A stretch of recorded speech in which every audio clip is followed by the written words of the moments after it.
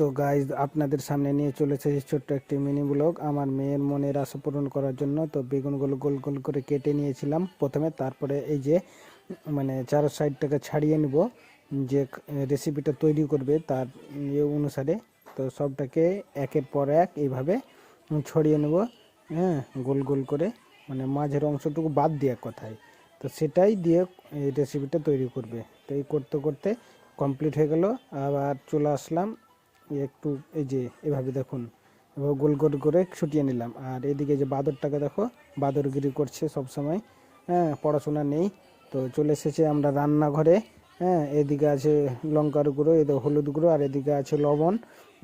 তো সম্পূর্ণ মানে স্বাদ মতো নিয়ে নিলাম লবণ, হ্যাঁ, স্বাদ মতো হলুদ আর লঙ্কার গুঁড়ো নিয়ে নিলাম। তো এইটুকু একটু ফ্যাট করে নেব, কোনো এই ডিমটা ভেঙে নেবোতে, হ্যাঁ, ডিমটা ভেঙে নেওয়ার পর পড়ে গেছিলো তাই উঠিয়ে নিলাম। তো আমার মেয়ে করছে, এই যে ডিমটাকে বের করে নেওয়া হলো ভেঙে কথায়। এবার এটাকে কি করব, মিক্সচার করে নেব সম্পূর্ণ, এই যে হাত দিয়ে মিক্সচার করে নিল। মিক্সচার করে নেওয়ার পর এখানে মানে ডিমের অমলেট যেভাবে করে না সেম, মানে কিন্তু এখানে পেঁয়াজ লঙ্কা নেই কিছু, ওগুলো ছাড়া হবে। এটা যে এগ বেগুন চপ যেটা বলা হয়, তো সবাই বেগনি বলে, অনেক কিছুই বলে, ওটা বেগনি না, এটা হচ্ছে এগ বেগুন চপ, মানে ডিমের চপ যেটা বলা হয়। তো সেটাই দেখাবো আপনাদেরকে। এই যে, তো এবার এই যে বেগুনগুলো যে কেটেছিলাম সেগুলোকে ভালো করে জলের মধ্যে ধুয়ে নিলাম, হ্যাঁ, ধুয়ে নিয়ে এবার কি করব দেখুন, এটাও কাজে লাগবে। তো এটাকে ভালোভাবে ধুয়ে নিয়ে তারপর একটা বেগুনের পিসকে ছোট ছোট করে এর মধ্যে কেটে দিয়ে দেবো।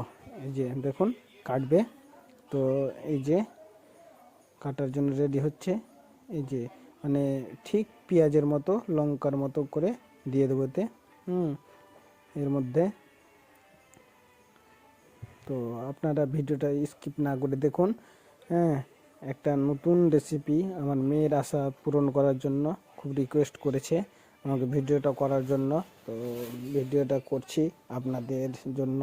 আপনারা দেখুন, লাইক কমেন্ট শেয়ার করবেন, কমেন্টে বলবেন কেমন হলো না হলো। যদি ভালো হয়, ছোট্ট মেয়ে হিসাবে, আমার মেয়ের বয়স সবেমাত্র 12 বছর চলছে রানিং, ক্লাস 7-এ পড়ে, পড়াশোনাও তো ভালো, মাঝে মধ্যে এগুলো করে, ম্যাগি করে, অনেক কিছু খাবারও করতে পারে।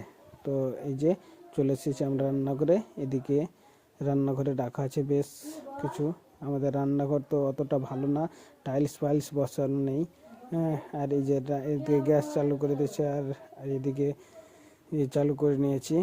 চালু করে নেওয়ার পর গ্যাস হয়ে গেছে। এবার তাওয়া নিয়েছি, তাওয়াতে নিয়ে নিলাম ইয়ে কি বলে, এটা হচ্ছে তেল দিয়ে দিলাম। তো তেল দিয়ে এবার তেলটা গরম করছি, গরম করতে করতে এবার দিয়ে দিলাম বেগুন, এর যে ওর ভিতরে দিয়ে দেবো এই যে যে ডিমের এটা তৈরি হয়েছিল সেটা দিয়ে দিলাম, হ্যাঁ। তো এই যে এইভাবে এখন হচ্ছে, এর একটু লাল হবে, তো এটাকে উল্টে দেবো, উল্টে দেওয়ার জন্য ওয়েট করতে হচ্ছে কিছুক্ষণ। এই যে এবার উল্টে দিলাম।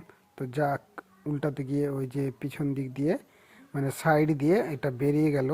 তো কিছু করার নেই, এভাবেই হবে, যে কোনো কিছুই করো না কেন এরকমই হবে, মানে চপ করতে গেলে একটু ছাড়বেই সাইডে।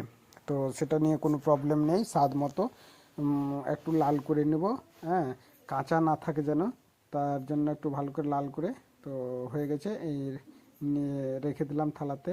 তো তারপরে আবার এভাবে সেম একই রকম করে আবার দিয়ে দেবো ওটা, তো এভাবে করতে করতে সম্পূর্ণটা যখন শেষ, তখন আপনাদের একটা মেজেন কথা, আর এই যেদিকে বাদর খাওয়ার জন্য রান্নাঘরে, তো এটাও হয়ে গেল। বেশ ভালোই লাগছে দেখে, খেতে কেমন হবে এখনও জানি না, খেয়ে দেখিনি। তো লাস্টে খেয়ে দেখবো কেমন হয়েছে।